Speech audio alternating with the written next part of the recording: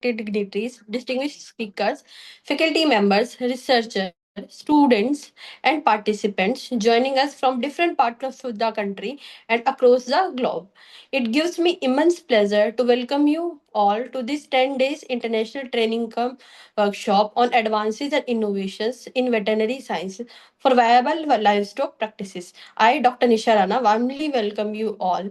This international training program is being organized by College of Veterinary Science and Animal Husbandry, Jalukie, Nagaland, under the esteemed Central Agriculture University, Imphal, in collaboration with Agriculture Forum for Technical Education and Farming Society and Vital Biotech Education Group. This program is being conducted under the visionary leadership of our patron, Dr. Anupam Mishra, Honorable Vice Chancellor, Central Agriculture University, Imphal, Chief Patron, Professor Indra, Director of Instruction, CAU Imphal, Chairperson Professor Lalita, Director of Research, CAU Imphal, Convener I. Shakuntala, Dean College of Veterinary Science and Animal Husbandry, Dr. Amrit Gangoi, convener, and Dr. Dinesh Kumar, the course coordinator, Dr. Jitendra Mehta, President AFTEFS, along with the dedicated efforts of the organizing committee and faculty members of College of Veterinary Science and Animal Husbandry, Jaluki. This 10 days international training come workshop is being conducted at an online platform on Zoom, bringing together experts and participants to share their knowledge and innovations in veterinary science and livestock practices. So, moving forward to the technical session of our day. So, may I request to our speaker? So, first of all, I would like to introduce our speaker. Ma'am has completed her bachelor degree from Sher Kashmir University of Agriculture Sciences and Technology of Jammu, followed by her master's and doctorate from Livestock Production Management, ICR National Dairy Research Institute, Karnal. Ma'am is currently serving as assistant professor in Department of Livestock Farm Complex at College of Veterinary Science, Rampura, Phul, Guru Angad Dev Veterinary and Animal Sciences University, Ludhiana. So I request to our speaker, Madam, to kindly deliver her lecture. Dr. Shweta, may ma'am kindly deliver your lecture.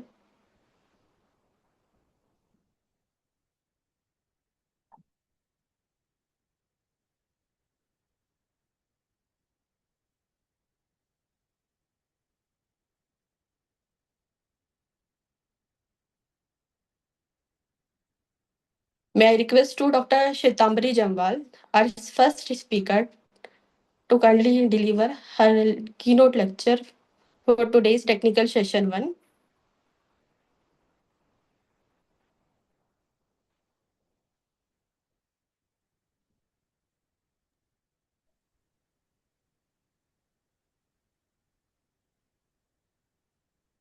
So participants are requested to kindly wait for a few minutes. There is some technical issues we are trying to resolve the same.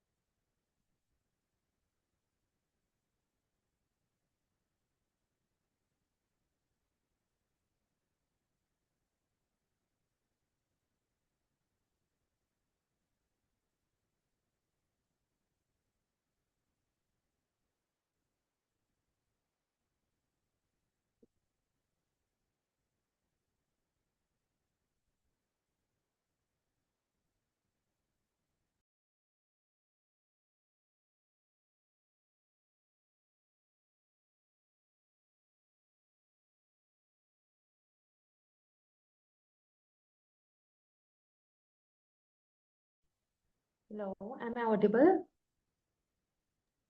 Yes, Hello. ma'am, you are audible. Okay, I'll be sharing my screen now. So is my screen visible? Ma'am, it's showing Hello. screen sharing. It's on screen sharing mode. Yes, ma'am. Okay, Yes, so ma'am. is Now, are my slides visible? yes, ma'am. Now it's visible to us. Okay.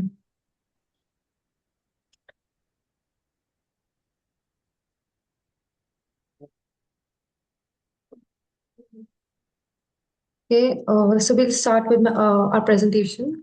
Yes, Thank you, ma'am. ma'am, for the introduction. So today we'll be talking about animal welfare, ethics, and stress management practices.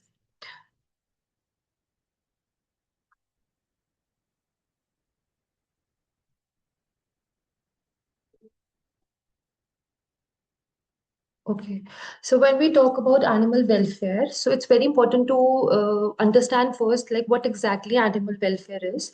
So animal welfare, it consists of many things. So firstly, it is an ability of an animal to cope physiologically, behaviorally, cognitively, and emotionally with the physiochemical and social life environment, including animal subjective experience of his condition. So it's very important whenever we talk about animal welfare, these four things have to be kept in mind. And some researchers and authors, they also define animal welfare as a state of well-being in which the basic need of an animal it is met, and the suffering to an animal it is minimized. So, talking about on the practical aspect of animal behavior, we all know about the five freedoms. So, when we talk about animal welfare in practical terms, so we say is that when we apply any sensitive or sensible application of practices to a livestock farm, which makes the animal free of the five freedoms, which all may be familiar with, which were given by Bramble Committee, making the animal free from thirst, hunger, discomfort, pain, injury, diseases, fear, discomfort, and the most important one is the ability of an animal to engage in the normal behavior, where the animal is able to express its behavior as whole.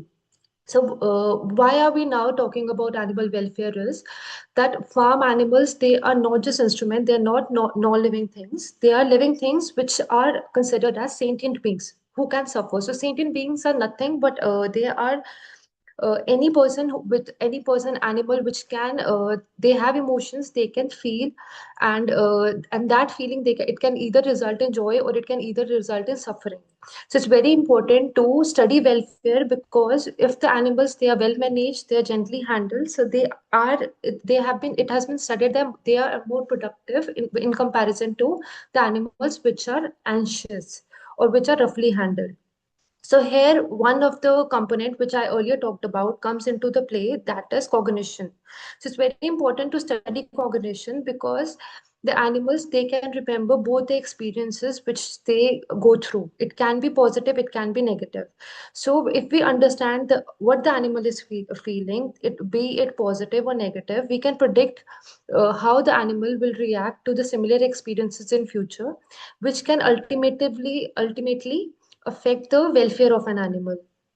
So, talking about the importance of cognition again, so just giving an overview what exactly cognitive processes are. So, cognitive processes, it gives us an idea about learning abilities of the animal, how well the animal can learn, or how well the animal can adapt to a situation or the environment the animal is placed in.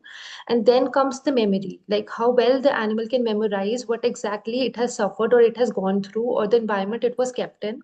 And then the awareness, also the awareness of the environment of the handler or all the routine operation that the animal is going through. Discrimination of what is good and what is bad and what are the experience. It can be affective states or aversive states that the animal goes through, and then the emotions, that how well the animal can express itself, that the feelings and the sufferings of an animal.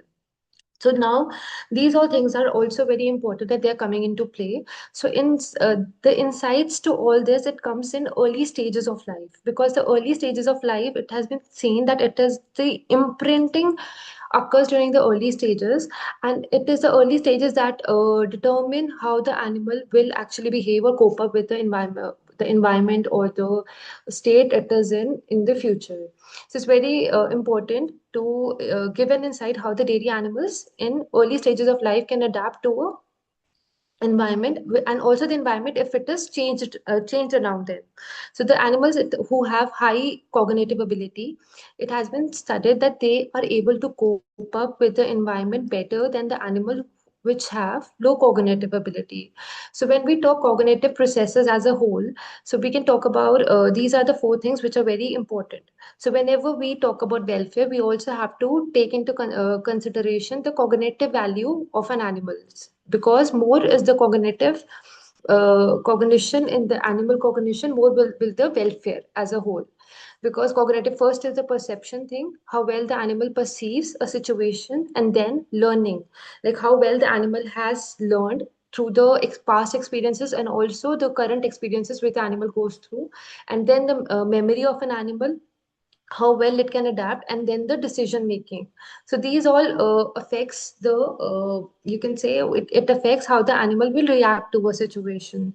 So nowadays, why are we talking about good animal welfare is, see, you can see a graph over here. So on the left side we see the perceived welfare. When we talk about welfare as a whole, so the perceived welfare which we see, we think will benefit the animal. So this is a perceived welfare on the y-axis, and the left axis we see we go through human benefit.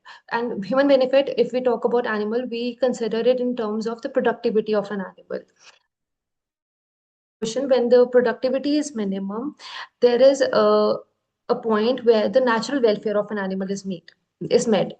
But if we further increase the welfare of an animal, which we perceive is very beneficial for the animal, there'll come a state which exactly is not welfare but maybe cruelty to the animal.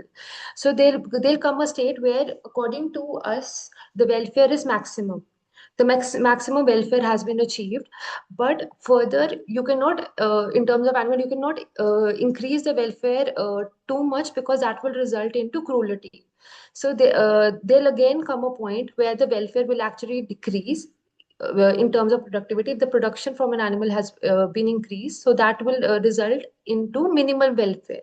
Because if the more the product if more the benefit we are taking from the animal, that will ultimately affect the welfare state of an animal or the effective state of an animal, and the welfare will be compromised. And if further we do not make a benchmark, or we do not define a value, so that will result further into zero productivity of an animal, where there'll come a stage where nothing is either obtained from an animal, and also the welfare state of an animal is compromised. So it's very important to study which exactly is a state where the welfare is also met of an animal, and also the human, they benefit from the animal. So talking about importance of welfare. So like I said before, it is the early rearing conditions which really affect how the animal it responds to the environment, be it the time the animal spends with its mother, or if the animal is kept in confinement, means it is socially deprived, it is individually housed, or maybe in kept in tours. Or if we like deprive the animal of the natural suckling system, which it's like suckling from the teats, and we provide the artificial feeding systems. So these all things that are artificially or modulating the environment of the animals around, they actually change the behavior pattern of the animal, and also how an animal will respond to the human, and also the how the animal will respond to the human, and which in turn as a result results in fear of human, which can ultimately as a whole change the productivity of an animal. So that's why it's very important to study the first few weeks of life when the animal is born, because that are very sensitive in developing also the animal, the cognitive ability of the animal, and also how well the animal will develop relationship with human. So, what are the consequences if the animal's welfare is not met? So, to see the basic of all welfare is learning, of all behavior is learning and memory. And behavior, it is the integral part of welfare of an animal. See, be it exploratory behavior of an animal, so it is how well the animal acquaints with the environment. Second, we have talked about it as cognition. It's how well the animal is adaptive to the responses of an animal. Second is the emotions of an animal, because that ultimately will change if the animal is fearful or if the animal is curious. And if the animal is fearful or if the animal is less curious, it will also affect the fitness of the animal, which will affect the growth of an animal and ultimately health of the animal. And these all things will collectively result in deficiency in behavioral expression. And if there is any deficiency in behavioral expression of an animal, that is an indicator of poor welfare. And out of these whole things which we have talked about animal welfare, fear is considered as the undesirable emotional state of suffering in animals. So now, what are the problems which occur due to poor animal welfare? We'll be talking about few problems as a whole. There are many as such, but we'll be just talking about few as a whole. First, and the most important, which we actually suffer through on daily basis, if we talk about animals, so that are stereotypic behaviors. So these behaviors, they are nothing but these are anything that is repetitive, which is invariant behavior, which has no obvious goal or function. So there is a difference between stereotypic behavior and also vices. So vices, it can be due to mineral deficiency or anything that is abnormal, but stereotypic behavior, it is a behavioral problem. So when we talk about behavior as a whole, so behavior can be normal or abnormal. So when we talk about normal behavior, it is natural behavior. It can be natural behavior, or it can be unnatural behavior. Okay, so like if we talk about normal behavior as natural behavior, like in wild animals, we talk about like they do foraging or do mating. So that is all normal and that is natural. So normal behavior, it can also be unnatural behavior, and in that category we categorizes learned behavior, which the animal learns during its daily life or daily routine, what the animal goes through. But when we talk about abnormal behavior is always unnatural. And here it is what stereotypic behavior comes into action. We'll be talking about few stereotypic behaviors which the animals they go through. So when we talk about stereotypic behavior as a whole, it this these behavior, they have no apparent purpose or benefit, and they are repeated attempts of an animal to deal with some problem. So it's very important to actually study that what the animal is going through, and the best thing to study is by observing the animal. Like if the animal is provided with more restrictiveness or more restrictions, the frequency of these behavior will be more. And normally these behaviors, they are caused by frustration, because if the animal is not able to express his natural behavior, so these out of frustration, normally these behaviors, they are seen in an animal. So these stereotypic behavior, they are particularly also an indicator. They have also been considered as a welfare indicators in farm animals. And these behaviors, they are an attempt of an animal to cope up with the environment. So um, if we talk about like oral stereotypic behavior, which many of us would have seen, very important in cattle, because if nowadays, earlier the cattle, they were extensively fed, they were sent for grazing, they could forage and they could ruminate for longer hours. But now, due to no long hours of grazing and ruminating, so which normally accounted for more than 9 hours of their natural budget, so due to conventional system of housing, the animals, they're not getting so much of time to actually go for, to spend their time for such kind of grazing behavior. So that results into some abnormal behavior. So now these behaviors, they can be actually grouped into maladaptive behaviors and malfunctional behavior. So the difference between the two is nothing, but it is a slight difference. When we talk about maladaptive behavior, it is normal animals, their animals are normal, but the animal is kept in an abnormal environment. So normally, to regulate a stress over time, this can lead to altered physiology of an animal.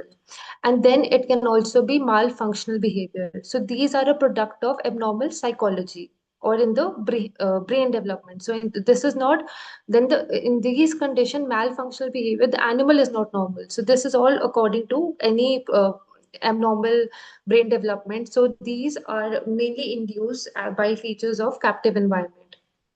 So there are few causes that causes change in animal behavior. So here I have listed a few causes which actually causes change in animal behavior.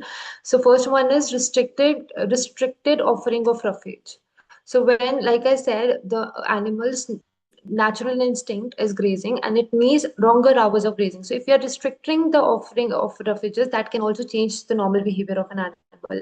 Now again, the second thing is artificial suckling. Nowadays, when the animals they are weaned, they are either bottle fed or they are the pail feeding is practiced. So that results in deficit in suckling.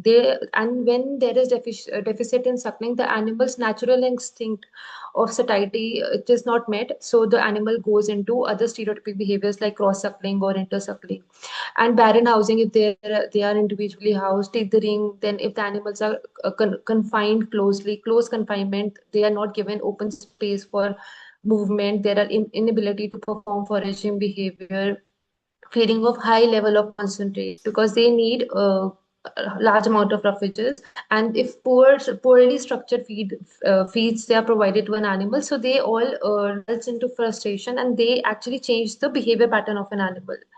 So these are some stereotypic behavior, and I've also like just listed some of which actually cause it, like tongue rolling. If we confine the animal into a space, or there is any frustration into an animal, so many times animals what they do is they due to loneliness or any frustration they just roll their tongue inside their mouth, or there is bar biting, so that is also as a result of confinement in animals or frustration, or that if there is any lack of stimulation.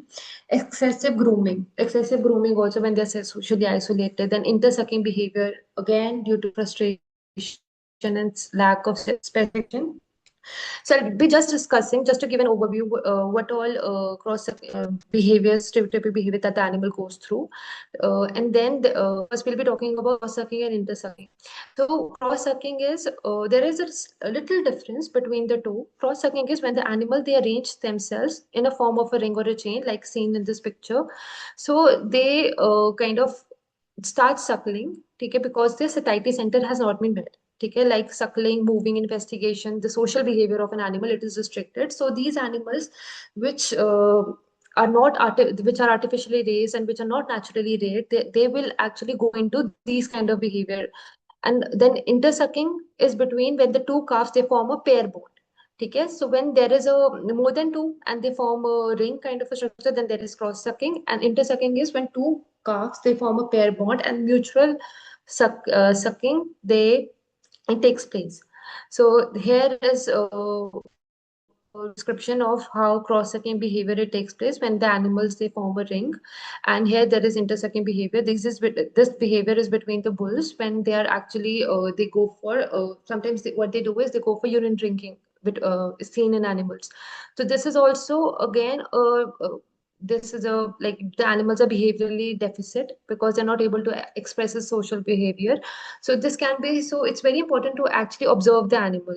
And if the observation is good, it will be very important. It will be very important and also very easy to actually correct the situation, and which can further also decrease various diseases in future, and will also actually ultimately improve the welfare of the animal. So here the arrows they indicate different areas which are normally the animals suckle. They do cross suckling. Whenever they do cross sucking or intersucking, these are the areas which are more mainly the animal suckle. That can be the ear or the muzzle or the tail region or the perineal region. So that are the most areas. So if we talk about time that is spent on cross sucking, if we talk about weaned calves, so normally the weaned calves which are weaned from their mother and which are not actually made able to go for natural suckling. So it has been seen that those calves they perform more cross sucking and for more longer duration than the suckle calves. As again, which like I said before, because their innate need of sucking is not satisfied. So, as the duration of milk intake, the average suckling time is near around 8 to 8.5 minutes. But if we talk about wean calves, they um, just in the by when they drink through bottle. So they drink milk in around 4 to 5 minutes. So then after that, when their suckling instinct is not met, they go for cross sucking or in sucking behavior, and then that will ultimately also reduce the welfare of an animal. So to prevent these non-nutritive sucking, there's few things that can be done as a whole, like nose clips. They can be put on the animal.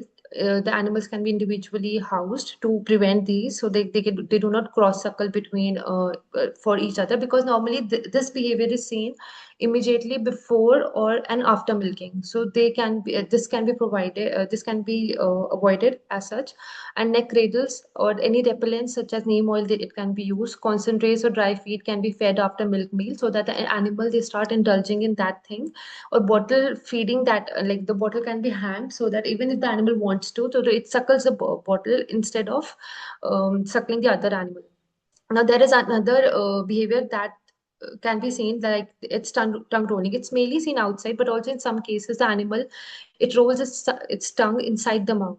So this is again a stereotypic tongue movement where the animal takes its tongue out of the mouth. It will sway it left and right, and then again fold backwards and then suck into, and then roll again the tongue and then unroll it. And normally this behavior is seen before and after feeding to satisfy the prehension, like the instinct of prehension of forages. Like because the animal, like I said, it likes to graze and forage. So if that instinct is not met, the animal it goes into this kind of behavior.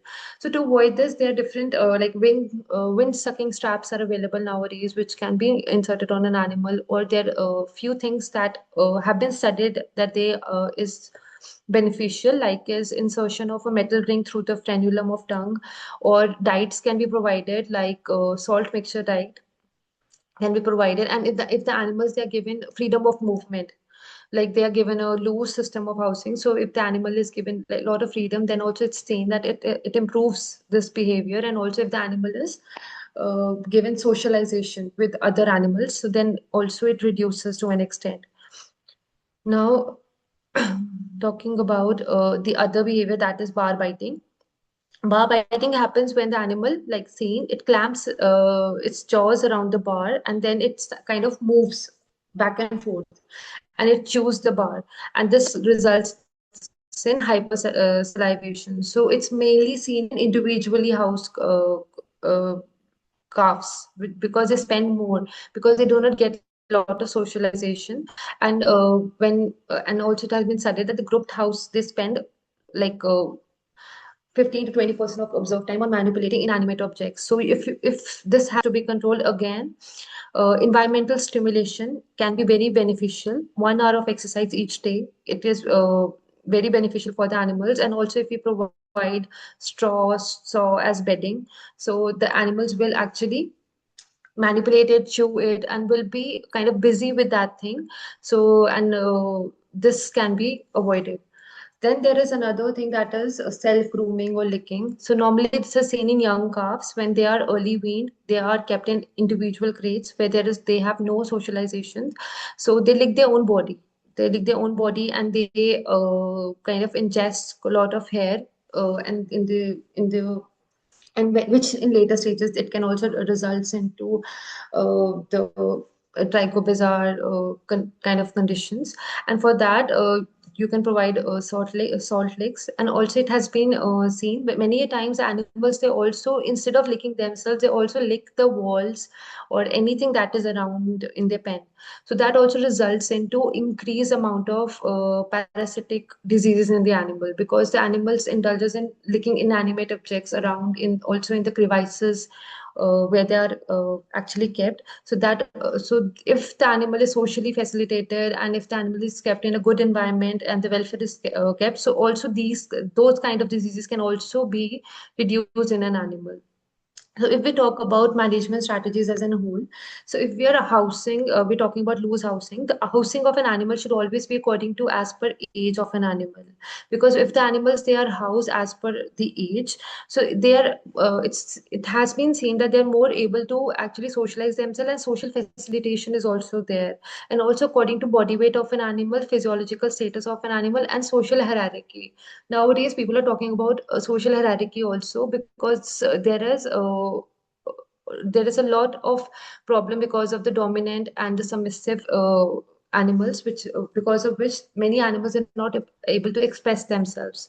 So again, the behavior plays a lot of role in that. Then, when if we talk about different management strategies in conventional housing, so conventional housing, what can be done is the main problem in conventional housing is where the animal is not able to express his natural behavior, which is one of the most important freedom when we talk about animal welfare. So, little walking should be provided to an animal, exercise, artificial teeth, so that the animal they do not indulge in other non-nutritive suckling, feeding of groundnut grains to distract them. It can be provided. So any kind of distraction is very important so that exactly the welfare of an animal is met.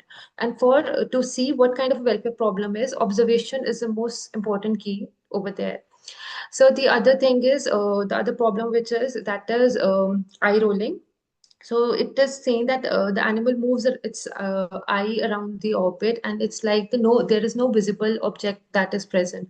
And normally when it rolls its eye, it's saying like the head is motionless. The animal will just be rolling its eyes. So that is also very important. So if we are talking about all these practices, it's very important that we know how to handle our animals, and also how humane handling is can be done. Because if we talk about handling practices, livestock handling, be it receiving or dispatching the animals, because daily routine requires lot of handling, and that is the main important thing. Because when animals have to be moved, if we have to draft an animal or weigh the animal, cleaning, pen maintenance, everything requires movement of an animal. So it's very important to know how actually to handle an animal, performing for anything, performing routine health and management practices for restraining the animal for either any regular observation, vaccination. So if we know how to handle an animal, so it can also improve welfare of an animal. Because effective handling, it not only improves safety of an animal, it also improves safety of the handler or the worker which is working around the animal. It will ultimately reduce stress, it will enhance the welfare, it will reduce the labor requirement, and also then ultimately, which is the important key, that is it will raise the reproductive efficiency and the productivity of an animal. So if we talk about attitude of handler and animal responses, then comes the HAR, which is nowadays lot talked about. That is human-animal relationship. So it is the level of connection or distance between human and animal. So normally, the attitude or behavior of an handler will depict how the animal behaves. If the attitude or the behavior of an handler is not good, the animal will obviously be very fearful. And if the animal is fearful, the productivity and welfare of an animal will be compromised. So it's very important to see that all of these things are met. So there are three essential elements. Like if, I think, or everybody will be lot known about know about this. But again, I'll be just talking about it in a whole. So there are three basic essential elements of animal handling. First is the flight zone of an animal, then it is the blind spot of an animal, then there is point of balance. So if these three things are kept in mind, the animals they can be handled very efficiently. So you can also, by these three things, you can come to know how good is the temperament of an animal. If the temperament of the animal is aggressive, by the flight zone, you can easily estimate that. If the animal is docile, again by the flight zone, you'll be able to tell that, like, if the animal has to be approached in what way. So we'll be talking about flight zone. So flight zone, in a very layman's language, it is animal's personal space. It's a space in which the animals they feel comfortable. Not all the animals they have a similar flight zone. If the animal is docile, the flight zone may be like it may be little smaller or the larger. If the flight zone is smaller, means that the animal they are docile, because it's a minimum distance the animals with which the animals they try to maintain between itself and the perceived threat. So the size of the zone it varies how calm or the how aggressive the animal is, because cattle if they are confined in a smaller space they have a smaller flight zone. So these zones they slowly diminishes if the animals they go through frequent handling. So in a very easy language, I can just say that like normally, if the animal is very aggressive, even if the handler is quite far or the person who's going to handle the animal is quite far, the animal will react to that handler very quickly. But if the animal is docile or if it has been handled well and if it has had a good experience, so the animal even if the handler is very close, the animal will not react that much. So it's very important to see how the flight zone of an animal is and how well the animal can be handled. So and the next thing, like I talked about, is the blind spot. So the blind spot, if we talk about the blind spot, yeah, like you can see it is the area immediately behind the tail that extends up to 15 degree on either sides, like a total of 30 degree. Okay, that is treated as a blind spot, and it is where the animal cannot perceive the handler. So it's very important that you don't approach the animal from this side, because the animal may get frightened and it can lead to injury. Because if this is the area, so obviously so the handling over here it comes to a very important state. Then another thing that has to be kept in mind to improve the welfare of the animal and also to handle the animal well gently is the point of balance.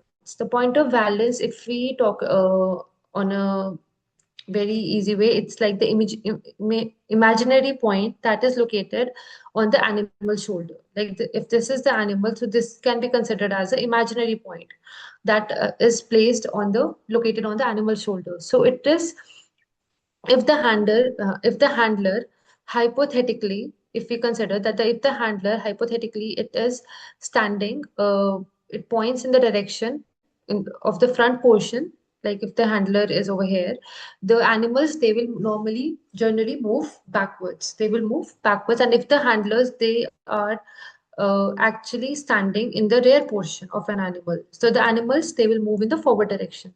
So it's very important to learn this thing, because these things are very important when you want to move like animals in a herd. So it's very important to see to where to stand, how to approach an animal, and how to see. So there are different important aspects of livestock handling, because you should never again just discussing it, you should never handle an excited animal, because any changes in animal behavior it can occur due to stress. So because animal when we talk about cattle they are very sensitive to contrast, they are very sensitive to high pitched noises, and obviously the animals they remember bad experiences. So again that is where the flight zone comes into picture. And then there is a direction of kicking, you should always know where the animal should not be. And then there is attachment of the owner and the proper handling techniques that should be known when you are approaching the animal. So for that you should know exactly how the animal will react. So here are the different signs of distress in farm animals, like raised ears, if the animal is repeatedly vocalizing, repeatedly it's making sounds, and there are rapid tail movements. So that can you can just by observing these you can observe that the animal is not in a good welfare state. And if the animal is repeatedly swinging or if it is pawing the ground, so that are all considered as the animal is in stress. So for that, minimum distraction should be there if you are handling an animal. So never use electric pods, because electric pods they are against stress because they are little kind of a shock to an animal. You should always use sort boards, because sort boards they can assist you in actually moving the animals in a particular direction. Then flags can be used, like moving the animals with flags or a rattle paddle.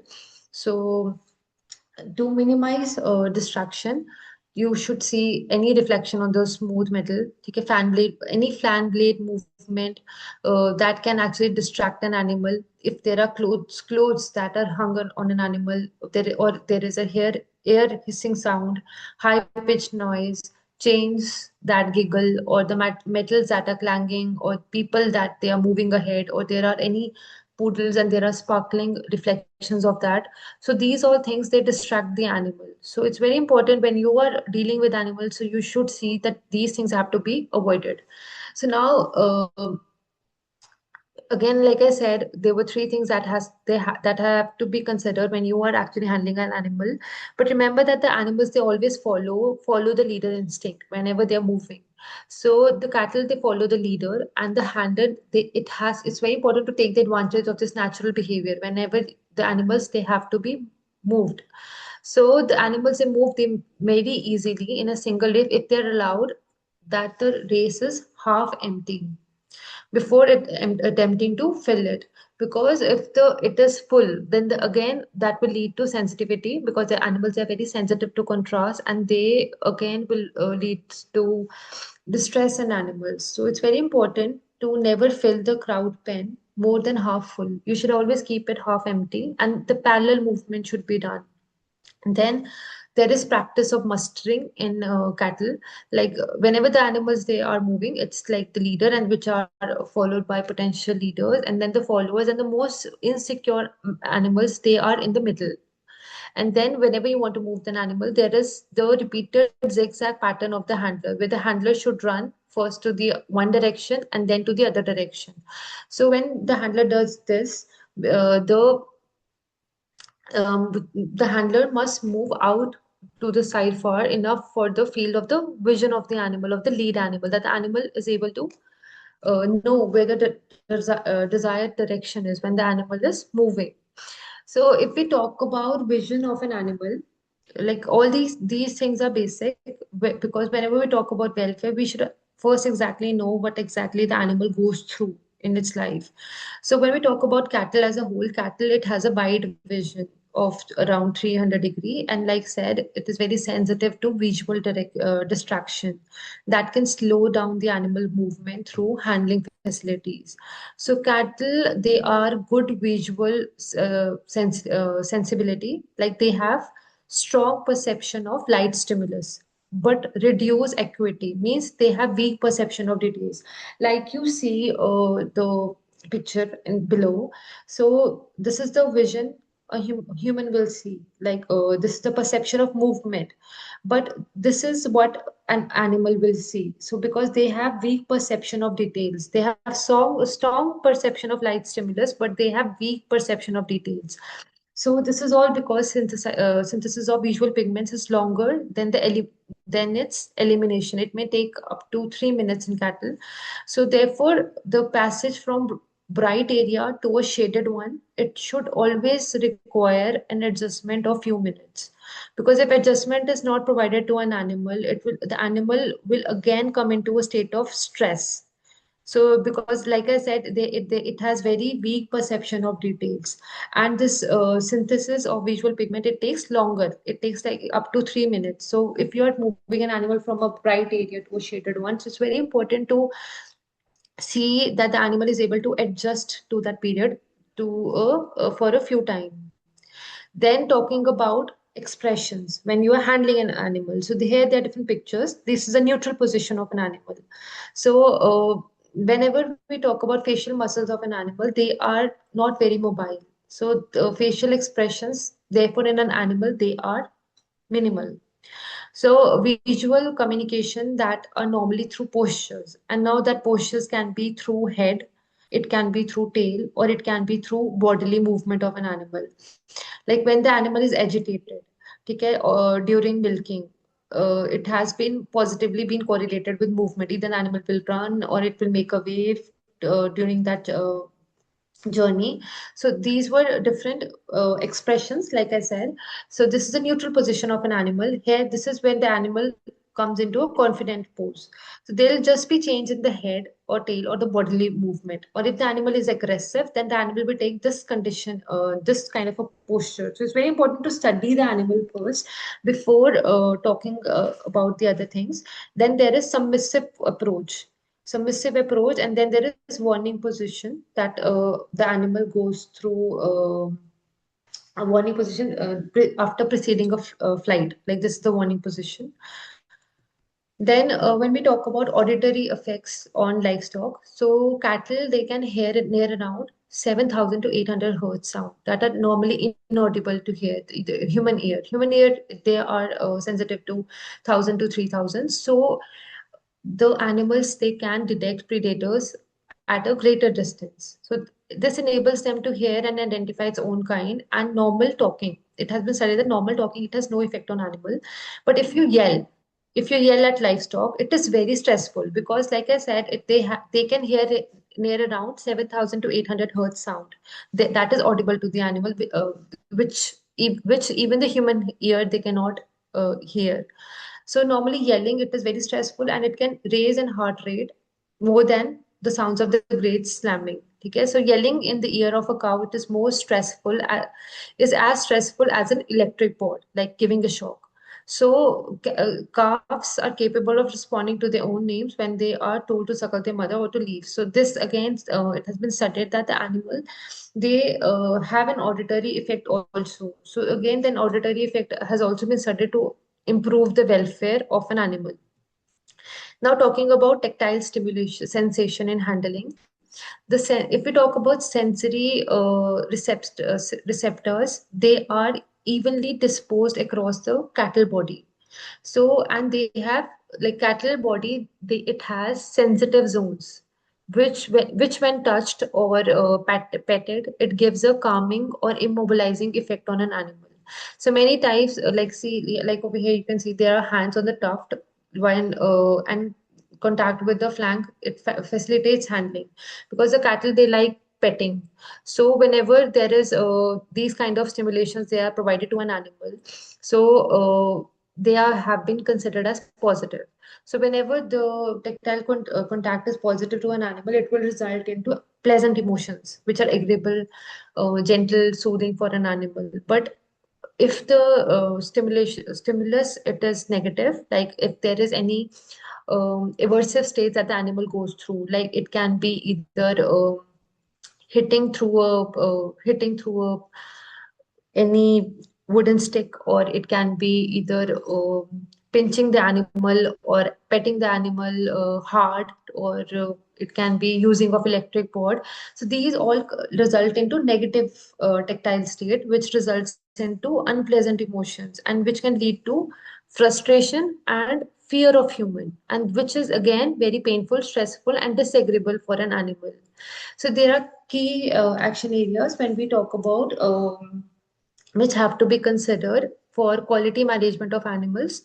First are the husbandry practices, which I have talked about, and then there is physical environment of an animal, then feed, water, health, stockmanship. So I'll be just sharing different things, which normally there are many things which can be done to improve the welfare of an animal. So few things which are now being done and which can be done to exactly improve is like on the floors, rubber mat can be provided. Then regular showering can be done during summers. Again, that can improve the stress. Again, brushing, grooming, that can be done. Then grooming, massaging the animal, oiling. Then that can hoof cleaning. Again, it improves the animal. And then if in case of bull, there is trimming of preputial hair, proper feeding, because again, feeding, it's very important, and what you feed and how you feed, it's also very important, because you have to give that instinct of foraging to an animal. And then body condition score, again, that is also a very good indicator of welfare. Then ameliorative measures during stress, that is important. Then windshields, it can be provided. Then playing arena for young animals, because the animals should always be given a place where the animal can actually express itself. So that's very important. Then exercises, normal outdoor spaces. So just concluding in a whole, when we talk about welfare, there are the welfare, it has four principles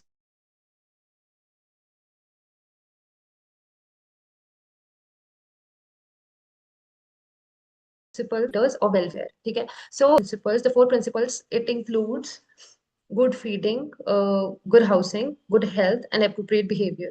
So in good feeding, there are two criteria that are appropriate nutrition, absence of prolonged thirst, and these are the indicators which can be considered, like body condition score, hair coat, queuing at feeding, and then score mortality.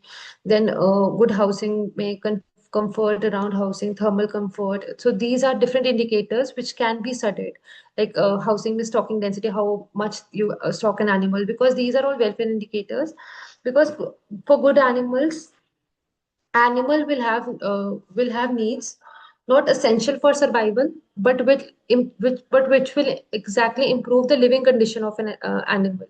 And if the living condition of an animal is improved, again the productivity will of an animal will improve.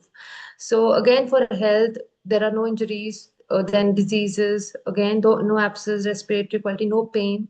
Then the most important behavior, nowadays we're talking about it a lot, that the animal is able to express his social behavior, and then other behavior, and then positive emotional state. Because when we talk about behavior, it forms a bridge between the narrow concept of clinical health and also the wider concept of welfare. Because if we need a good healthy animals, we have to talk about welfare as a whole. So thank you. I'll stop sharing. Thank you so much, ma'am, for such an informative session. So participants are requested to drop their questions in chat box.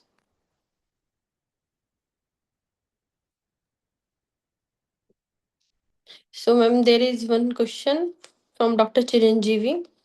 He's asking, beside the use of oxytocin in case of where calf dies due to the certain reasons and there is no milk let down, as oxytocin is least available and also it's considered banned due to its indiscriminate use.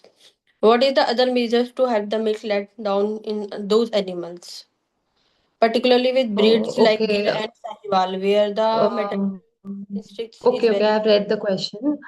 Okay, for this I'll be talking about. See, when we talk about our indigenous animals, obviously they have lot of high maternal instinct, but in the question they are asking about Gir and Sahiwal. Normally, in many commercial herds, we for Gir and Sahiwal they perform whenever they're born, they perform weaning. So to yes, there is little effect for oxytocin, but this oxytocin effect or the inability of an animal to let down the milk, that is more in buffaloes compared to Sahiwal and Gir. Sahiwal, yes, they have a lot of maternal instinct, but if regular stimulation is provided, like the stimulation is good. And even nowadays what they do is a dummy calf, they are providing dummy calf, like by seeing, or even sometimes a foster calf, so that will also result into letdown of milk if you want to go for bottle feeding. But again, this practices, it's little easy if we compare to murra and indigenous animals. It is easy for them to actually train sahiwal and gir for bottle feeding compared to murra. The problem is more in buffaloes, because maternal instinct compared to cattle, it is more in buffaloes. So for those also, if firstly weaning should not be done, even if you want to separate the animals, and you can restrict feeding to an animal, restrict milking actually. And nowadays there are a lot of studies that are going on, fence line system of feeding, whereas fence line separation is made between the mother and the calf, where the calf is only allowed to suckle during morning and evening hours. So in that there is a letdown also of the milk, and the animal is also in regular contact of of its mother. So, but if we talk about this oxytocin use is not that much used for Sahiwal and Gir, because Sahiwal and Gir, though they have lot of maternal instinct, but if stimulation is provided even by hand, so they let down the milk easily. But the problem is more in buffaloes. for that fence line feeding can be done. So any other question? Ma'am, he has one more query. Okay, so you are talking about calf death, not about weaning. So see, even if there is calf death, normally in a farm you have other calves also during that time. So in those cases, like I said, you can use the other calf for let down of milk. If the dam it actually like accepts the other calf. So in other cases, normally the problem is more in first time. If the parity is first, the other animals, even if the animal dies, they let the other calf also suckle sometimes. So you have to, if you have the other calf, you can let that calf. They don't let the milk go to the. Okay. Normally, they don't let the milker to near the animal in such situation. No, see, for that you'll have to restrain the animal. You should know how to restrain the animal. So, if the animal they are restrained properly, so they'll let you near because again, the animal they go into a more stressful state when there is a lot of milk that is inside their udder. So they also have to go through. They also want to let down that milk. So if normal stimulation is also provided, because there are studies which say that even if you provide stimulation for 4 minutes, 2 minutes, 3 minutes, so they can let down the milk easily. So no, in regular situation, nowadays you cannot use oxytocin. Actually, oxytocin is banned for letting down the milk. Ma'am, one more query. Can we give the sedative for let down of milk? Sedative? Yes, ma'am. One Sedative? person is No, sedative. I don't think that it should be given sedative to an animal for letdown of milk. Any other query?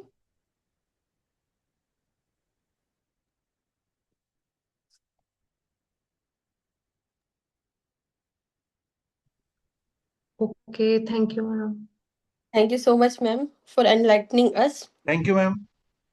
Thank you, sir. Thank you so much. So, moving forward to the technical session two of our day four. So, I would like to introduce our second speaker, Dr. Dinesh Kumar. Dr. Dinesh Kumar has earned his BSc graduation in BSc Veterinary Science and Animal Husbandry in 2010 from Anand Agriculture University, Gujarat.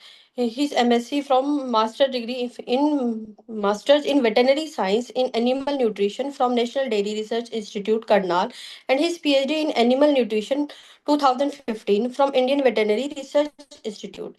He previously served as an assistant professor at Jawaharlal Nehru Krishi Vishwavidyalaya, Jabalpur, and since September 2022, he has been working as assistant professor cum junior scientist in the Department of Animal Nutrition at the College of Veterinary Science and Animal Husbandry, BAU, Ranchi. He has an excellent academic record and has received several awards, including the National Talent Scholarship, ICMR Junior Research Fellowship, and Senior Research Fellowship. He also holds administrative role as Assistant Registrar PG and Assistant Director Administration. Dr. Kumar has published over 35 research papers and contributed 70 extension articles, 15 book chapters, and 2 manuals and a technical bulletin. His research focuses on non-traditional feed resources, feed additive, and small animal nutrition. He has also handled externally funded projects as COPI and actively contributed to academic farmer training programs. Sir, we humbly request you to kindly address the audience and share your valuable insight with all of us. Thank you, Dr. Nisa, and welcome you all in today's session. And a very warm good evening to all of you. So, due to health issue, the eminent speaker are not able to address us. That's why, within a short span of time, I prepare and now going to discuss with all of you. So, thank you, Dr. Nisa, once again. So, today we are going to discuss about of natural. So calamities are sudden and very severe in nature, and nowadays calamities are increasing day by day. So let us see in different slide what is the different calamities occur in especially India, and what does it has effect on the livestock, and how much it cost on the burden of the farmers or government of India to tackle the situation. So natural calamities are extreme events caused by natural processes of the earth. Natural disasters like floods, drought, earthquake, and cyclone that directly adversely affect the human life, animals, and resources. So it may be due to other severe environmental phenomena originating from natural causes like geological in nature, maybe in meteorological nature or in biological nature. So that disrupt the normal life along with the economic losses to the human. So as we know globally, disaster causes about $123 billion loss per year. So there is huge burden to the national GDP, and also losses in terms of agriculture, including livestock and the dairy sectors. So alone livestock account for a significant share out of the total losses occur due to the natural calamities. So almost 30 to 35% of agricultural disaster losses due to the livestock only. So as you know, natural calamities of many types like flood, drought, cyclone, earthquake, heat stress, then cold stress. So they definitely lead to the scarcity of the food in that area. And we recently knowing about the natural calamities in the northern parts of India, eastern India, like Assam, due to the Brahmaputra river overflow or flood during the rainy season in Bihar, then eastern region of the uh, UP, then Punjab also this time, and simultaneously one of my personal experience just I'm here want to share with you all. When I was in the Anand Gujarat, so Gujarat is a dry state at that time in 2004 2005. Not all at all we heard about the flood situation in the Gujarat. And nowadays, after that, 2005 onward, in 2010, 2008, now recently in 16, 18, then 24, all over the Gujarat, run of Kutch, everywhere is the flood due to cyclone effect. And Rajasthan also, same situation. So nowadays, calamities, natural calamities are widespread throughout the India, not even India, in the world also. So flood creates the heavy losses of the vegetation. Because of that, due to flood, plants or vegetation are not able to support their photosynthesis and they are decaying in the water. So flood contributes 17% of total disaster losses with the livestock sector forming a major share. So total out of 50 to 60% of the crop area in the flood affected area remains submerged in the water.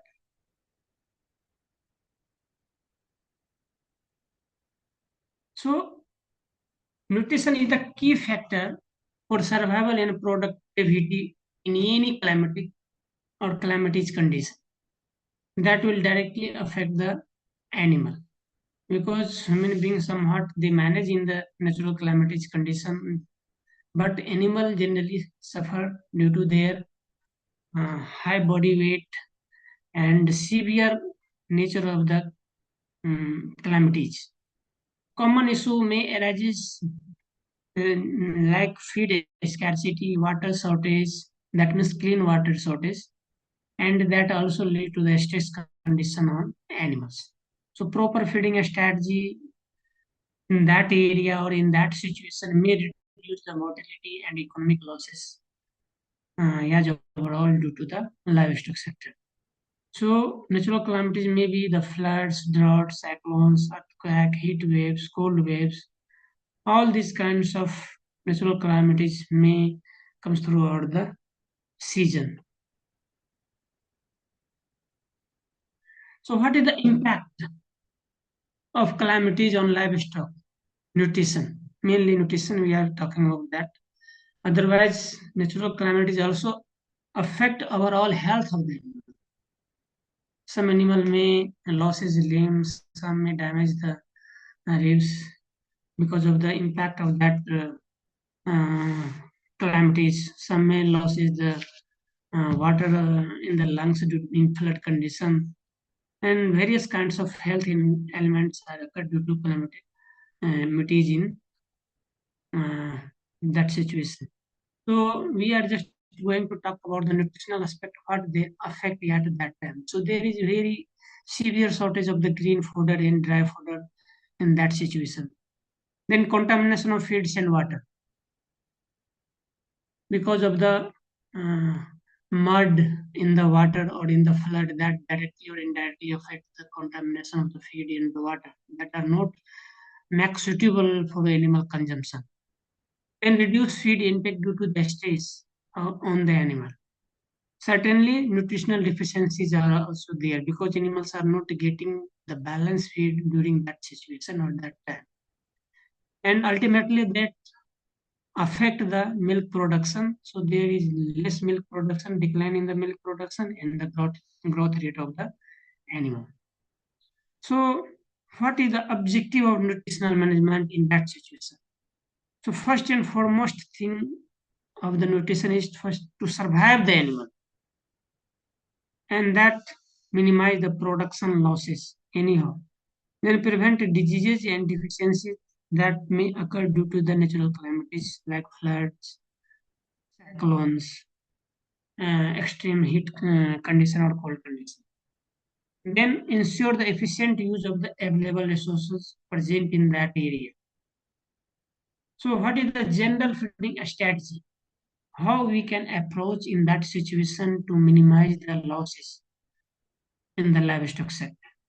So first and foremost thing is the prioritize the feeding of pregnant animal, lactating animal, and young animal because they need the food for their survival along with their physiological demand for the growth of the fetus or embryo and to support the milk production. So first of all, we use the locally available feed resources there, then avoid the wastage of the feed. So offer the feed to the animal in such a amounts and quantity that will fulfill their requirements well. So you can minimize the wastage in that situation. Next one is the provide the balanced ration as much as possible to support the overall activities of the animal and overall production of the animal. So nutritional management, how we can approach generally during the flood situation. So one by one, we just giving the some focus or highlight on different kind of natural calamities. So how we can manage in that calamities.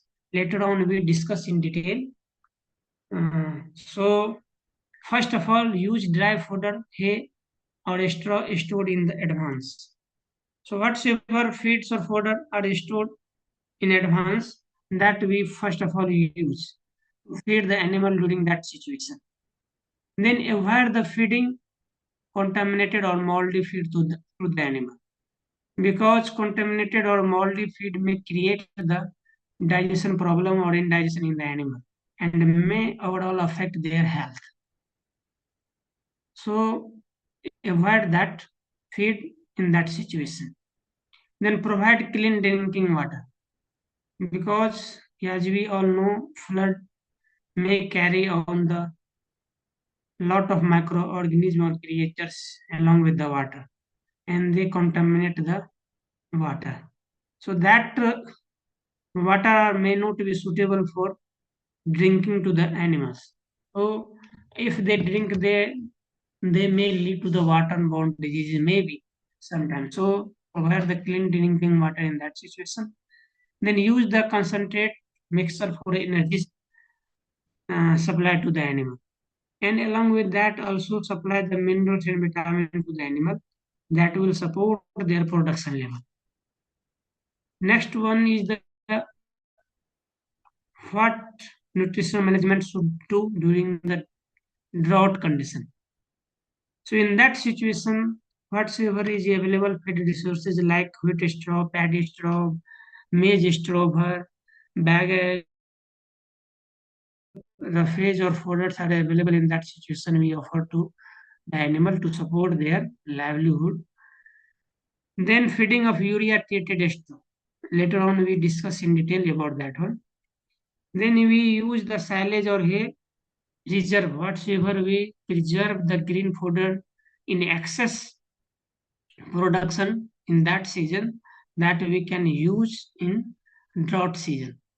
Then reduce the herd size if necessary by reducing the unproductive animal or culling the unproductive animal, and also provide the mineral mixture and salt to the animal to cope up with the stress condition.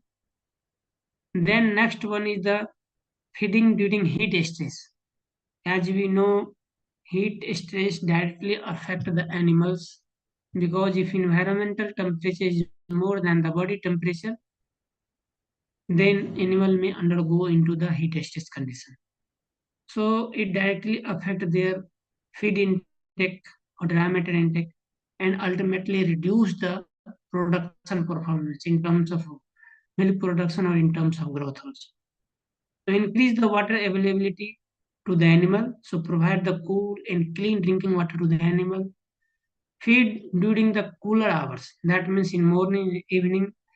If environmental temperature is lower in that situation, then you offer the animal for feeding to that condition. Because if temperature is rises in afternoon, then they create the heat state on the animals and decrease their diameter intake.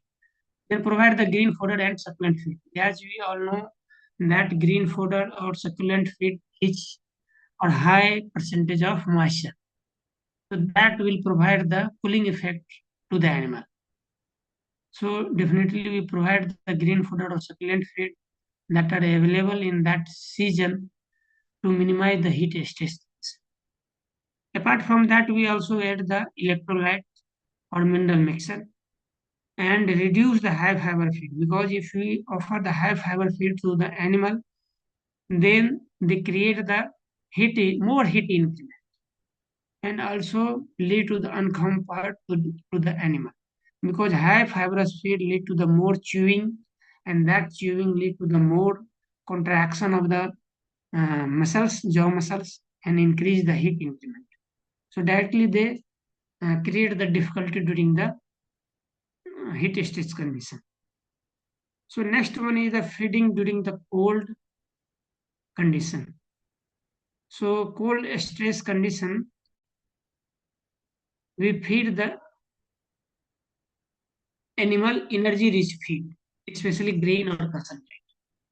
So provide the good quality of the fish and clean or warm drinking water in that cold situation and also increase the feeding frequency to the animal.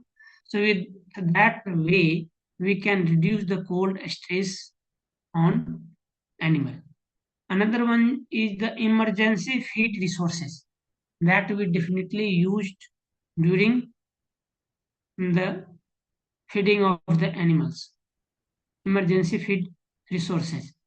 So emergency feed resources like tree leaves, subabul, neem, banyan, whatsoever is the emergency feed available that we offer to the animal in that situation. Then agro-industrial byproduct like wheat straw, rice straw, maize straw, barley, then uh, dal, choker. After that, we also use the byproduct like wheat bran, de-oiled rice bran. Then agro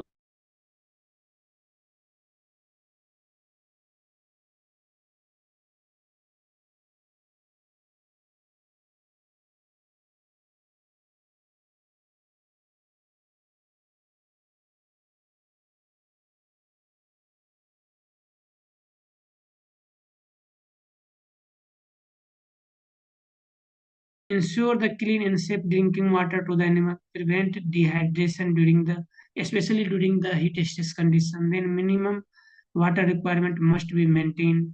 Then avoid the polluted or stagnant water. Another one is role of heat supplement. So as we all know that this is the situation of natural calamities which definitely create the stress condition on the animal. So if we supply the feed supplement to the animal, that definitely reduce the heat stress or stress condition on animal, like mineral mixture, calcium, phosphorus, and trace elements, vitamin supplement A, D, E, urea, mineral, molasses block for energy and protein, then electrolyte during the stress condition. So in that way, we can minimize the stress on the animal. Then fodder conservation technique. If we conserve the fodder in the normal situation, then we can use that fodder during the calamities condition, natural calamities condition, like silage making, hay making, fodder bank establishment, community fodder storage.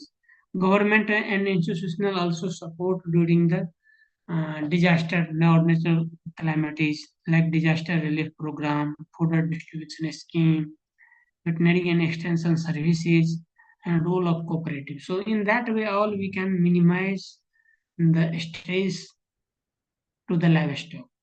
Then preventive measure, advanced fodder planning, because looking the forecast of any particular area like cyclone always generally occur in the coastal region of the state like Bengal, Andhra, and Tamil Nadu.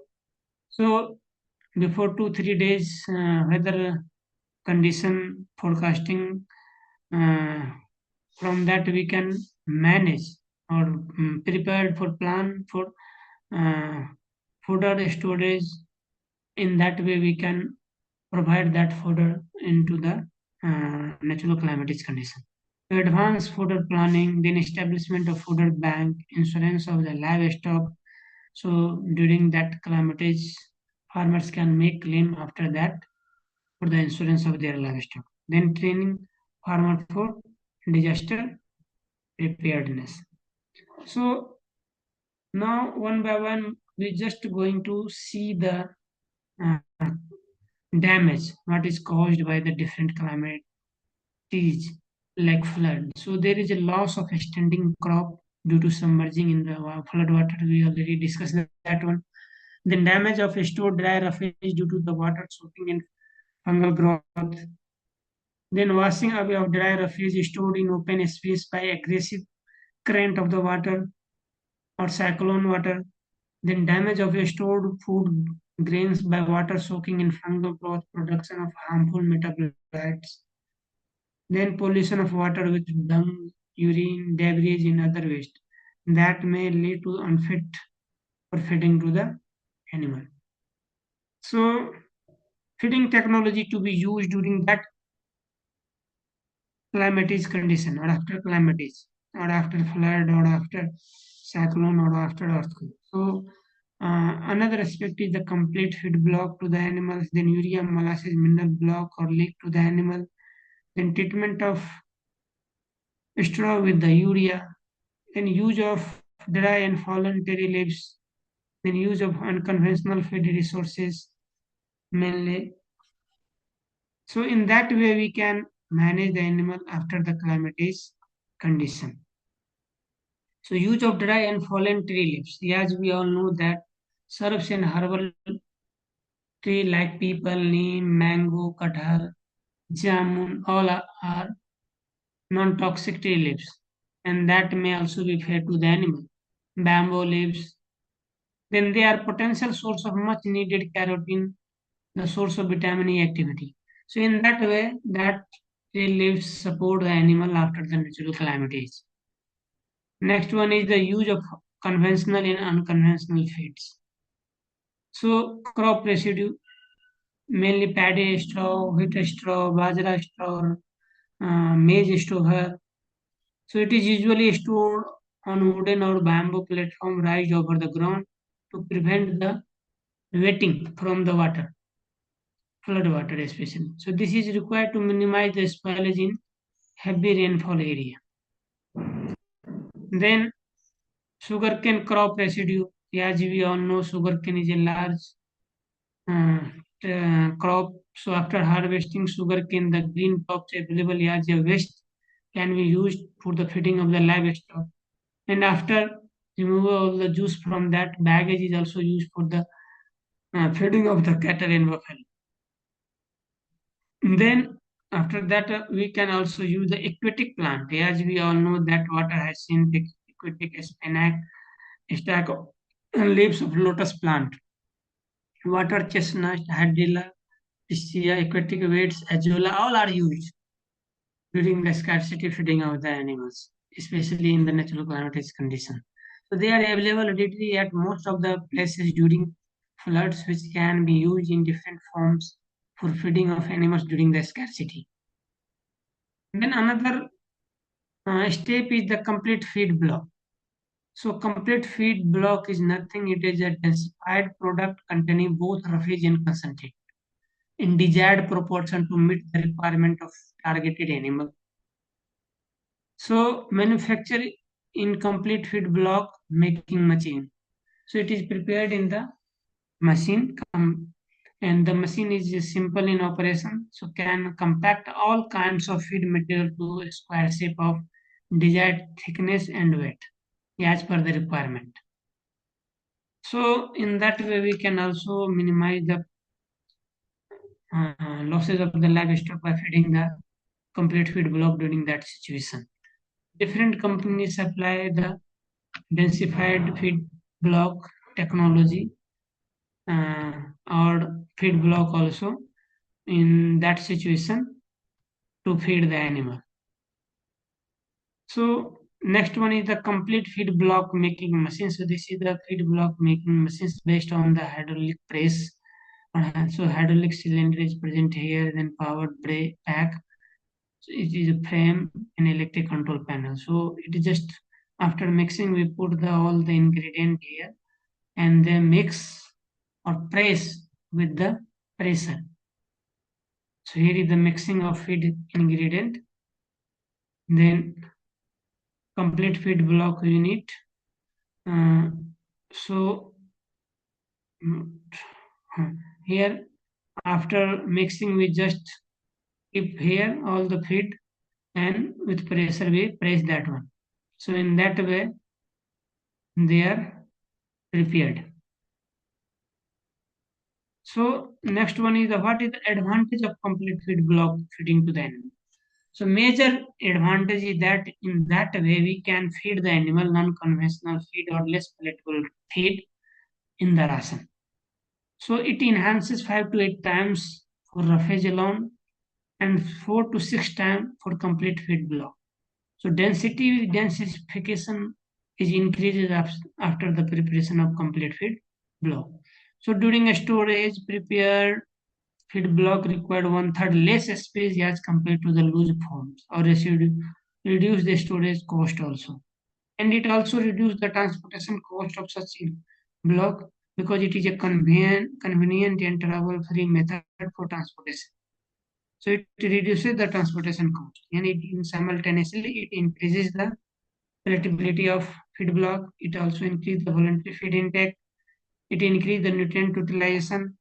It makes the rumen environment stable. It minimizes the fermentation losses from the rumen. It also prevents the loss of latent nutrient resulted animal during feeding like sneezing and also reduce the waste of feed material by sneezing and definitely it saves the labor cost. So in that way we can prevent the animal and support their production during the natural climatic condition. So one of the experiment is showing after feeding of the feed block, diameter intake increases 3.58 percentage. DCP also increases intake. ED is 3.59 and weight gain is 768 gram per day. So another experiment is also on sheep. So diameter is intake is increasing in block 4.38 rather than the maize pump 4.12. Nitrogen balance is also increases 8 gram per day as compared to maize feeding 5.9 gram per day. So in that way, 15% higher body weight gain obtained in the block feeding. So this experiment is conducted in the various research institute. So next one is the urea feeding of the livestock. So how we can go for the feeding of the urea to the animal? So as we all know, urea is an NPN compound that are devoid of energy, that are devoid of essential amino acids. So in that way, and here nature is totally different from the other natural component of the feed. So urea is degraded immediately after consumption by the animals in the rumen due to the presence of enzyme urease enzyme that are present in the rumen or the environment also. Soil and water also contain the urease enzyme. So it produces the ammonia and the carbon dioxide, and that can be urea can be incorporated at a level of 2 to 3% in concentrate mixture, but as per BIS, it is incorporated 1%, and of total that 1% is only recommended. So, what is the treatment aspects of the urea for increasing the nutritive value of the straw? Here we are just going to throw some light on that one. So, method of urea ammoniation. So, first of all, we take the 4 kg urea that are dissolved in the 40 kg of the water, and that will spray on the 100 kg of straw or the bhusa.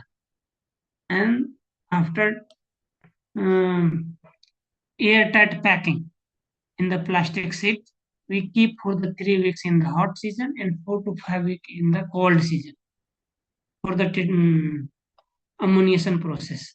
In that way, rice straw, wheat straw, whatsoever is straw is treated with the urea. So, what is the beneficial aspect of the urea ammoniation? First and foremost thing is that it increases the protein content. So, rice straw generally contain the protein around 3%.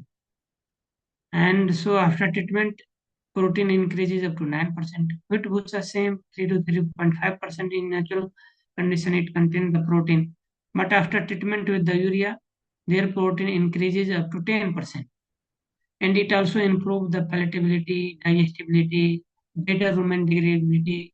It preserves the high moisture material feeds and prevent the mold attack also. And it is relatively inexpensive. So cost is also reduces by feeding urea treated straw. So next one is the urea molasses multi-nutrient block. So this type of experiment is already conducted and proven worthy during that natural climatic conditions. So animal usually lick such blocks to meet part of their daily nutrient requirement, not complete, part of their requirement only. So it is prepared with blend with energy, protein, and mineral containing feeding ingredients. And it is mainly first of all popularized by the National Dairy Development Board, Anand as a Posu chocolate with the name of Posu chocolate. And in that binding material are used as cement or calcium oxide. So here is the typical composition as per the BIS. Molasses is 45%, urea 15%, mineral mixture 15%, cotton seed 10, salt 8, calcite powder 4, and sodium bentonite 3. Sodium bentonite are used for binding agent. So in that way, we can prepare the urea mineral molasses block for feeding to the livestock during the natural climatic condition. Next one is the feeding of urea mineral molasses block. So block to the animal. If and which animals are offering the cow for licking this feed block because it only partly fulfills their nutritional requirement. Next one is the licking of urea molasses mineral block by the ruminant animal. So we can feed the different categories of animal. So here buffalo feeding on wheat bran molasses multi-nutrient feed block. So what is that effect actually on the buffalo? So 2 kg block in a buffalo lasts for 5 days. Okay, so it increases the feed intake. It also minimize the deficiency of phosphorus because mineral is already rich in the block. So it decreases the pica or corrected the pica and increase the daily milk yield by 23%. So that is the advantage of feeding the urea mineral molasses block. Now other form of feeding of urea is in liquid form. Urea molasses liquid feed. So here is the typical composition of 100 kg liquid feed. Urea 2.5 part or percent fresh water 2.5, mineral mixture 2, salt 1, molasses 92, and blended with vitamin A and vitamin D2 25%. So this is the urea molasses liquid feed that are fed to the animal during the scarcity feeding or during the natural climate condition. And it may be arises that toxicity may happen due to feeding of urea because animals are not able to control how much they want to consume because animals are in the hunger state in that situation natural climate condition. So urea toxicity may occur. So how urea toxicity occur in the animal? If there is any improper mixing of the NPN compound, then calculation error resulting in the excessive supplementation, then inadequate adoption period given to the animal, NPN ration low in the carbohydrate, then free choice access to NPN ration, feeding of young calf, then sudden ingestion of urea 116 gram for the cattle and for 10 gram for the sheep. Then hungry animal will consume excessive amount. So decreased water intake are also one of the reason that will increase the chances of urea toxicity, and it causes the liver disease and stress on animal. So in that way, if any point is missing during the preparation of urea mineral molasses liquid, then definitely they have some adverse effect on animal in the form of urea toxicity. So urea toxicity degrades into the urea degrades into the ammonia, and that ammonia are utilized by the microbes to synthesize the microbial protein. And that protein are digested into the small intestine to provide the protein to the animal. But as we all know that degradation of urea is totally unpredictable or degradable is very fast in nature. So if concentration of ammonia in normal condition is 5 to 8 milligram per 100 ml rumen, if above this level blood ammonia level is raised, then toxicity condition may occur. So 1 milligram ammonia per 100 ml blood is toxic in nature, and 3 milligram ammonia per 100 ml blood is lethal in nature. So this is the normal condition, 5 to 8 milligram. But if there is increase in the ammonia concentration in the rumen and there is no any synchronization availability of energy, then that urea may lose either through the urine, goes into the kidney, blood circulation in kidney and losses through the urine and may recycle through the saliva and again come into the rumen. So that are the major situation that may lead to the toxicity in animal. So what is the clinical symptom generally observed in case of urea toxicity? So urea ammonia level is increases more than 80 milligram per day. Then blood ammonia is also increases more than 1 milligram per day. And main symptom is that it will lead to the blood, and that will lead to the excessive salivation, respiratory difficulty, bellowing, ataxia, and convulsion, and maybe collapse of the animal due to difficult in the breathing, respiratory paralysis, or anoxia from prolonged seizure activity as well as central nervous system dysfunction from the direct action of ammonia can also result in death of the animal. So that may lead to the death due to the toxicity situation. So situation, how you can control or how farmers can control in that situation. Acidify the rumen by infusing 2 to 4, 6 liter of vinegar, 10% vinegar or acetic acid per animal, and 0.5 to 1 liter in case of cheap input. So follow the vinegar with the large volume, even maybe due to 20 to 40 liter of cold water. And in emergency, ruminectomy may be done to save the life of the animal, because there is excessive production of ammonia or gases may lead to the pressure on the thoracic cavity, and that ultimately exert the pressure on the lungs or heart, and there may be the difficulty in the breathing.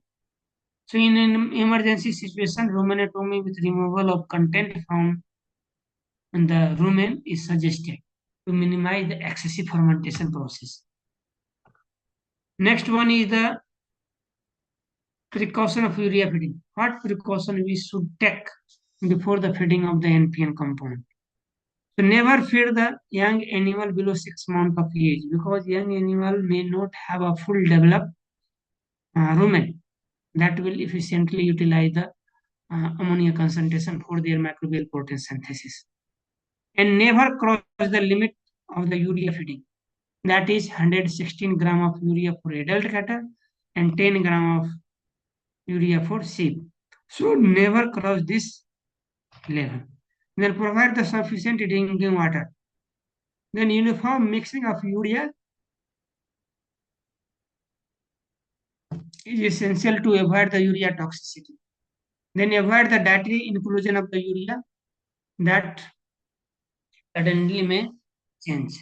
And provide the sufficient amount of soluble carbohydrate for efficient utilization of urea, that is molasses or maybe some other easily available source of energy. So finally we comes on the conclusion that during natural climatic condition or natural climatic condition, what should we do first of all to minimize the losses of the animal and prevent their production in that situation. First and foremost thing is the nutrition is very critical during the disaster situation.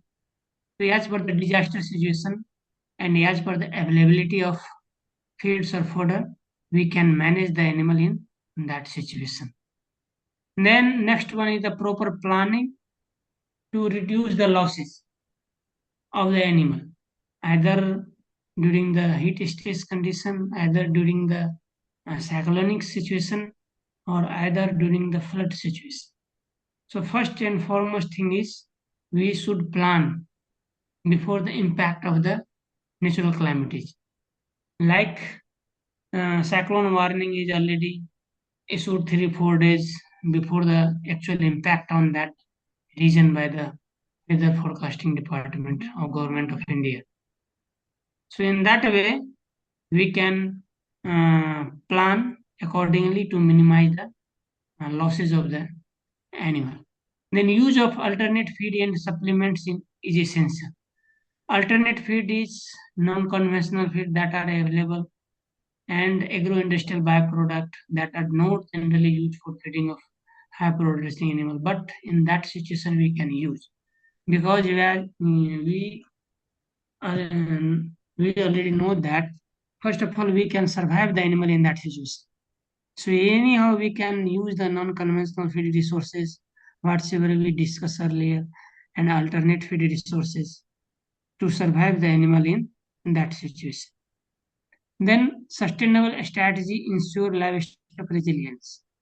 So by taking the consideration of past natural calamities, we can plan for the future natural calamities, because that are unavoidable. We cannot avoid the calamities condition, and that are sudden in the nature and very severe or impactful in the nature. Accordingly, we can plan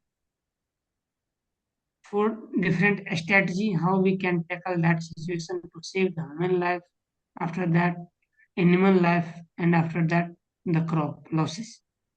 So accordingly we can plan and we can minimize or save both the human and the animal life in that situation. So, thank you. This is the end of my today's lecture. Now, open for the discussion. Thank you so much, sir, for enlightening us. So, participants are requested to kindly post their questions in the chat box.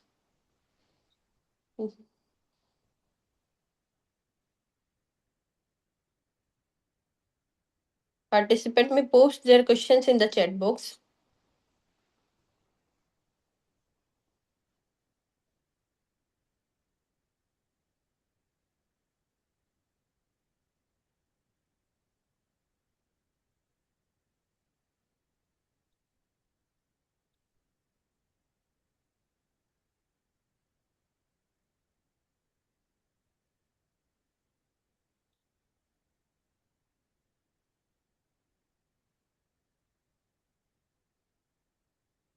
So, if there is no query, so moving forward for the conclusion of the day 4. So, on behalf of organizing committee, thank you so much, sir, Thank you, for Dinesh your sir. today's session. Thank you, thank you. I On, think one question is there, madam. okay, sir, I'll see. Yes. How does urea help in improving digestibility of low quality fish? So, as we all know that low quality fish are rich in the fiber, and we know that fiber is made up of cellulose, hemicellulose, lignin, and as are also present in that one. So, by treating urea and keeping that refuges into anaerobic situation in the plastic bag for 3 weeks in the hot humid season and for 4 to 5 weeks in the cold season. So that treatment releases the ammonia, and that ammonia are act on the fiber bond between cellulose or hemicellulose, because that are very much level to the alkali. So they break down the bonds between cellulose, hemicellulose, and they make free them for the digestion, and on which macroorganisms are work, and there is more availability. So in that way, they increase the digestibility of low quality refuges. Next question, Any please. other query?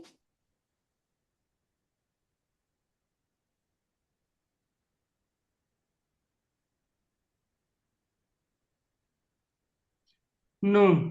Can urea be fed to the young calf? Answer is no, because as we know that young calf take 3 months to develop the rumen. So urea is not fit to the non-ruminant animal, and if rumen is not developed, then that may be lead to the toxicity, because rumen is not developed, so macroorganisms are not available to utilize that NPN compound. So after only 6 months, we can feed urea to the young calf. Next question.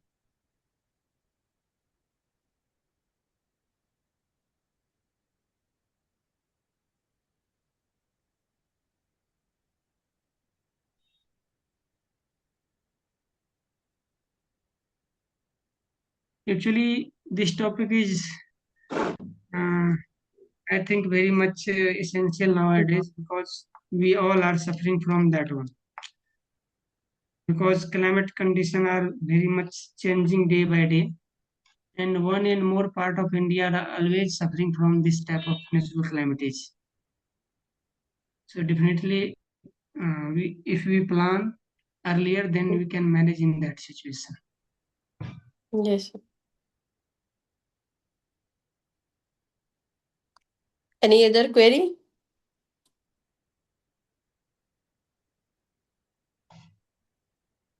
So, thank you so much, sir, for enlightening the audience and us. So, on behalf of organizing committee, I would like to express our sincere gratitude to all the dignitaries and participants. Thank you everyone for your active participation in today's technical session. With this, we conclude day 4 of 10 days international training come workshop on advances and innovation in veterinary sciences for viable livestock practices. We look forward to your presence tomorrow for another enriching session with our distinguished experts. Thank you once again. Jai Hind. Thank you, one and all. Thank you very much.